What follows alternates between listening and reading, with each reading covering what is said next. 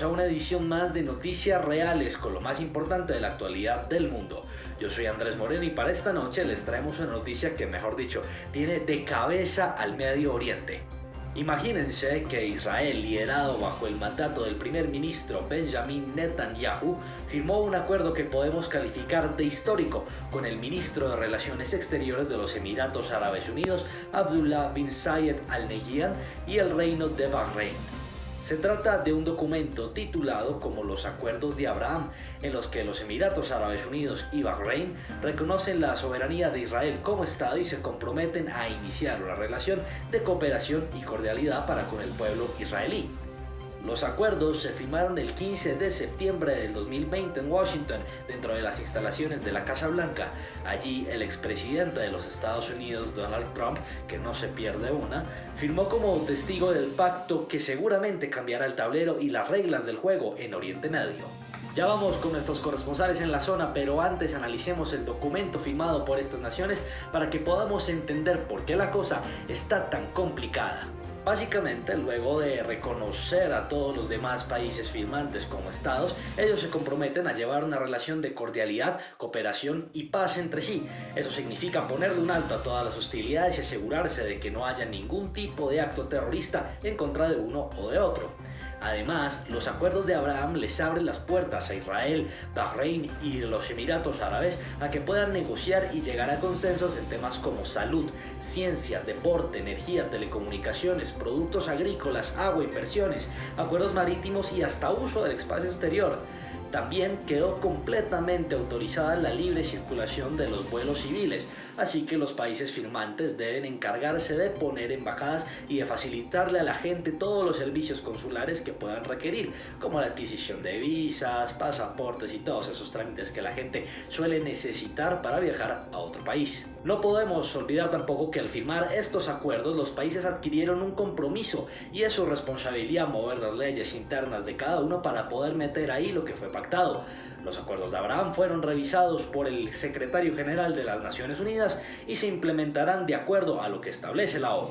Con esto, Emiratos Árabes Unidos y Bahrein se unen a Egipto y a Jordania como los países que reconocen la soberanía de Israel como Estado, lo cual genera sin duda una gran inquietud en los demás países árabes, sobre todo Palestina, que está en medio de un conflicto de muchísimos años con los israelíes. Mientras tanto, esto fue un hit para Mr. Trump, que no dudó en tuitear sobre cómo su gobierno logró un acuerdo histórico. Esto es, claro, parte de la agenda de los Estados Unidos para normalizar las relaciones en Medio Oriente y así como ñapa, ganarse unos cuantos más aliados en su lucha contra Irán y pues hacer unos negocitos, cobrar uno que otro favorcito político. Bueno, uno nunca sabe, y sí, mejor prevenir que lamentar, ¿no? Quién sabe, por ahí hasta Donald pensó que así se iba a reelegir seguro, pero bueno, la vida da muchas vueltas definitivamente. Más bien, vámonos con nuestros corresponsales que nos tienen el detalle de las reacciones en Palestina ante estos acuerdos. ¿Qué pasó con ese acuerdo que por acá llamaban el Acuerdo del Milenio y qué debería hacer el actual presidente Joe Biden con todo esto? Vámonos entonces con Lisa, un saludo. Hola Andrés, yo soy Lisa Salgado y hoy nos encontramos aquí desde Colombia, en donde vamos a explicar un poco lo que fue el Acuerdo del Siglo y su importancia. Para esto es importante mencionar un antecedente muy importante para la historia de Palestina e Israel, que fue el Acuerdo de Oslo de 1993. Fue muy importante porque el gobierno de Israel reconoció a la Organización Liberal de Palestina como la que representa a los palestinos y los palestinos lograron reconocer a Israel como un país y como un estado. Sin embargo, este fracasó por muchos detalles, pero uno de ellos es que no se logró llegar a un acuerdo sobre qué iba a ocurrir con la capital que hoy en día es de Israel, que es Jerusalén. Nos encontramos aquí con un ciudadano colombiano, al cual le queremos hacer la siguiente pregunta. ¿Qué conoce usted sobre el Acuerdo del Siglo y cuál era su importancia? Bueno, Elisa, gracias por la pregunta. El Acuerdo del Siglo es un plan promovido por el gobierno de Estados Unidos en cabeza del presidente Donald Trump, que buscaba generar un marco dentro del cual se pudiera encontrar un camino de paz entre el gobierno israelí y el pueblo palestino. Su importancia radicaba en el hecho de que ha sido una zona en conflicto desde hace más de 50 años y se creía que podría ser una esperanza, un camino para poder llegar a una reconciliación en estos territorios. Ahora, cuando se comenzó a hablar sobre el acuerdo del siglo, en el año 2019 y no se tenía muy claro qué iba a contener se le realizó una entrevista a Mike Pompeo por parte de la BBC. En esta, Mike Pompeo asegura que la base de este acuerdo no va a ser la solución de dos estados, como ya se había planteado anteriormente en otros acuerdos, debido a que es una solución para él fallida y que no tiene sentido volver a buscar una solución en este camino. En este sentido, también menciona que es importante reconocer las realidades que en este momento presentan Israel y Palestina, pero la BBC asegura que Estados Unidos solo se estaba preocupando por las realidades que presenta Israel y sus necesidades. Este apoyo, que es básicamente mayor hacia Israel por parte de Estados Unidos, se debe hace mucho tiempo, parte desde la historia de las guerras, en donde Estados Unidos mostró su apoyo a los que las vivieron por parte de Israel, que fueron los judíos, y que tuvieron que buscar un nuevo hogar para vivir, en donde algunos de ellos llegaron a Israel, al territorio que hoy es Israel, que en ese momento pues era habitado por los palestinos, y muchos otros también llegaron a Estados Unidos. Por lo tanto, la influencia israelí en el gobierno y en la política estadounidense es muy alta. La revista Foreign Affairs Latinoamérica presenta los puntos más importantes del acuerdo. En primer lugar, presenta que Israel conservará los territorios que antiguamente eran palestinos y que ahora están ocupados por habitantes israelíes, que son los que están en blanco, y los puntos blancos que están dentro de los territorios rojos.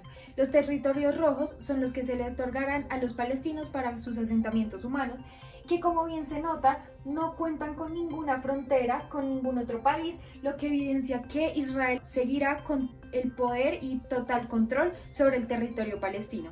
Por otro lado, otro de los acuerdos a los que se buscaba llegar era que Palestina pudiera contar con su propio ejército. Esto ocurría si Palestina decretaba el desarme de su cuerpo de seguridad, fueran militares o no, lo que significaba que las fuerzas militares que llegarían a cubrir a Palestina serían de origen israelí.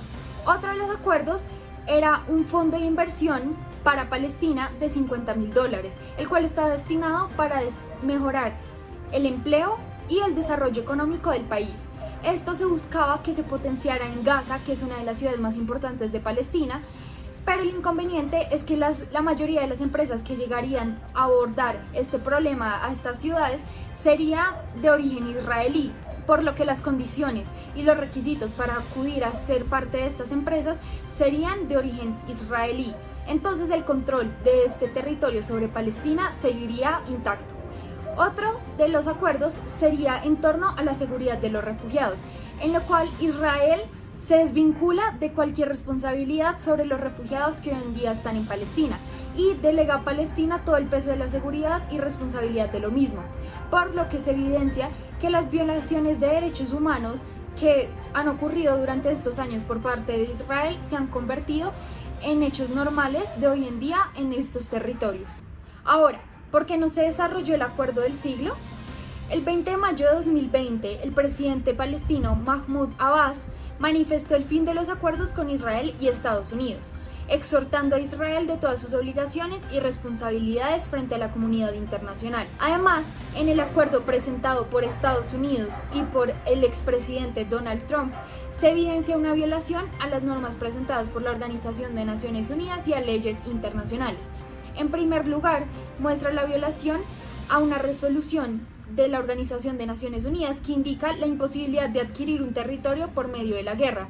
Y en segundo lugar, se viola la ley internacional que indica a que una comunidad no podrá acceder y establecerse en un territorio previamente ya ocupado.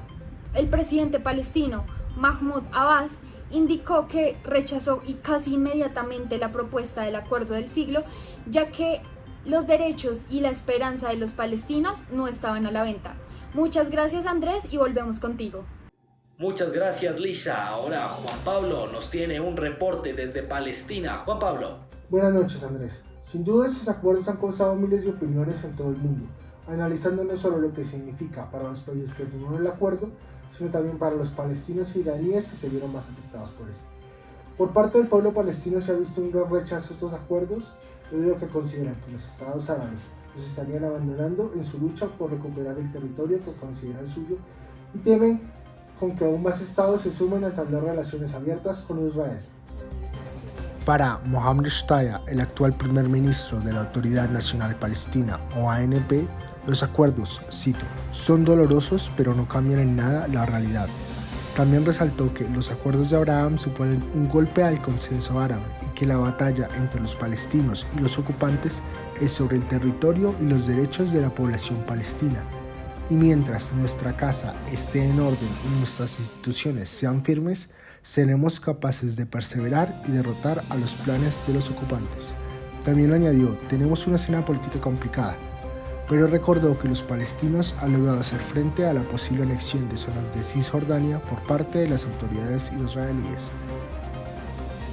Diana Butu, una abogada y analista política de padres palestinos que trabajó como portavoz y asesora legal en las negociaciones de paz entre israelíes y palestinos de la Organización para la Liberación de Palestina, señaló que los acuerdos son, cito, una puñalada en la espalda y que la idea de que veamos a países como Emiratos Árabes Unidos y Bahrein normalizando relaciones con Israel, que en realidad lo que están haciendo es decir que el comportamiento de Israel es aceptable cuando en realidad no lo es. La ley internacional dice que no es aceptable. Khaled El-Guindi, director del programa en Palestina de Relaciones Palestino-Israelíes, dijo: las relaciones de Israel con algunos estados del Golfo no son nuevas, pero en el pasado estas relaciones eran tipo debajo de la mesa. Ahora están anunciando al mundo que abiertamente están teniendo estas relaciones, y añadió que por eso hay muchos palestinos que están molestos, ya que desde su punto de vista esto está violando al consenso árabe y para los palestinos es como desechar una pieza importante de ventaja que ya tenían. En el caso iraní, Ali Rabiei, portavoz del gobierno iraní, dijo: esperemos que no cometan un nuevo error estratégico o serán testigos de la respuesta decisiva de Irán. Cabe recordar que las relaciones entre Estados Unidos e Irán han estado muy tensas después de la muerte del general Qasem Soleimani. Estas citas han estado sacadas del medio digital El Nuevo Siglo y del programa de radio angloparlante The World. Gracias por ese reportaje y vámonos con la opinión de nuestro experto. Adelante, Juan David. ¿Cómo comenzar? El acuerdo del siglo, o bueno, así fue como lo introdujo el expresidente de los Estados Unidos Donald Trump, prometía ser la solución para el conflicto entre Israel y Palestina. Forging peace between Israelis and Palestinians may be the most difficult challenge of all. All prior administrations from President Lyndon Johnson have tried and bitterly failed. But I was not elected to do small things or shy away from big problems. My vision presents a win-win opportunity for both sides, a realistic two-state solution that resolves the risk of Palestinian statehood to Israel's security. A ver. Antes de emocionarnos por este tratado que promete muchísimo, incluyendo la paz entre Israel y Palestina, donde ambos lados supuestamente se van a ver beneficiados, analicemos qué trae dicho tratado. Lo primero que nos encontramos es que el tratado se puede dividir en 5 puntos principales. El primero es el reconocimiento de Palestina como un estado. Sin embargo, esto no vendría gratis. Palestina tiene que asegurarse de cumplir ciertos criterios que no son tan beneficiosos para él. Lo primero es que Palestina tiene que aceptar ciertos preparativos que involucran la seguridad de Israel. Esos preparativos incluyen que Israel tiene el derecho de conducir operaciones de seguridad dentro del territorio y del Estado palestino. A su vez, el plan incluye que Palestina le ceda todo el control de seguridad y espacio aéreo al oeste del río Jordán. Y además de eso, Palestina debe ser responsable de controlar los movimientos de resistencia en contra de Israel. La verdad es que esta primera parte del acuerdo ya nos da una idea de hacia qué lado está inclinado el acuerdo. Estamos hablando que Israel puede entrar cuando quiera a proteger la seguridad de su país. Así esto viole claramente pues la soberanía del Estado palestino. Una parte importante del acuerdo es la división de tierras entre Israel y Palestina. Israel, la más beneficiada a causa de este conflicto, posee gran parte del control sobre el territorio palestino. Además de esto, ya ha iniciado a poblarlo, lo cual ha sido una clara violación a acuerdos pasados hechos con Palestina y además de eso, una clara violación de los acuerdos de las Naciones Unidas. Sin embargo, Israel está lejos de soltar estos territorios. Y pues el presidente Trump ha decidido respaldarlos en esta decisión. En este acuerdo se ha dicho y se ha estipulado que Israel no debe entregar los territorios que ha anexado a causa de la guerra, sino que más bien son todo su derecho conservarlos y Palestina debe aceptar dicho tratado. Era evidente que Palestina nunca iba a aceptar este tratado. Y las razones son varias. La primera es que el tratado del siglo se le olvidó incluir en las conversaciones a Palestina. O sea, estamos hablando que Israel y Estados Unidos se sentaron juntos a discutir sobre el territorio de Palestina sin que Palestina estuviera presente. Sí, esto me recuerda a cuando la Alemania nazi, Inglaterra y Francia se sentaron para discutir sobre el territorio de Checoslovaquia sin que Checoslovaquia estuviera presente. Todos sabemos después que llevó a eso. Pero, además de eso, Trump resaltaba que no iba a cometer los errores de sus antecedentes y que este tratado de verdad iba a darle fin al conflicto, ya que era justo para ambos tratados. Pero ¿cómo va a haber justicia si un lado no está siendo escuchado? Estamos hablando de que Palestina nunca tuvo voz y voto sobre este tratado. Se le está imponiendo un tratado y que además de esto está claramente inclinado a Israel.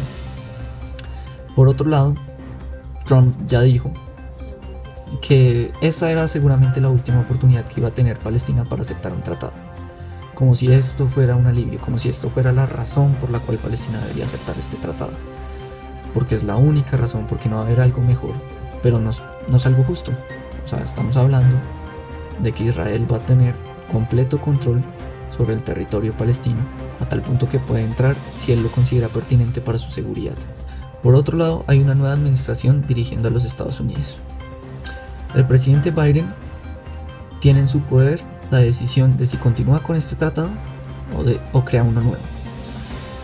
De crear uno nuevo es importante y es relevante que ambos bandos sean incluidos. Estamos hablando que en la misma mesa de negociación esté sentado los representantes de Israel y los representantes de Palestina.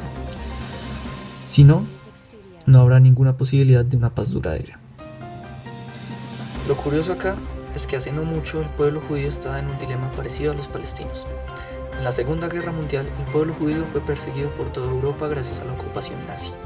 Sin embargo, parece que se les hubiera olvidado esto. Sería de pensar que una comunidad que ha sido tan afectada por la guerra tendría una posición de repudio a los conflictos. Sin embargo, Israel parece estar lejos de querer la paz, sino más bien de imponerla. E imponiendo no se llega a nada. Además, Palestina también tiene sus propios problemas. Palestina se encuentra muy dividida entre ellos mismos y no tiene un dirigente claro. Los dirigentes parecen también estar más enfocados en generar una guerra que en seguir y velar por la seguridad de sus ciudadanos.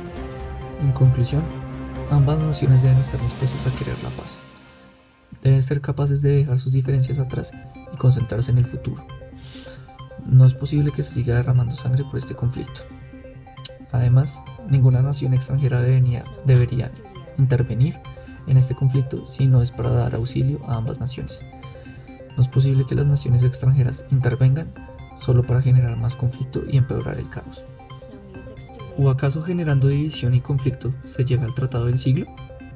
Bueno, pues ahí lo tienen, sin duda algo muy importante para la actualidad del Medio Oriente. Les agradecemos a nuestros periodistas que siempre nos tienen muy lista toda la información y a ustedes por preferirnos para estar bien informados. Hasta la próxima.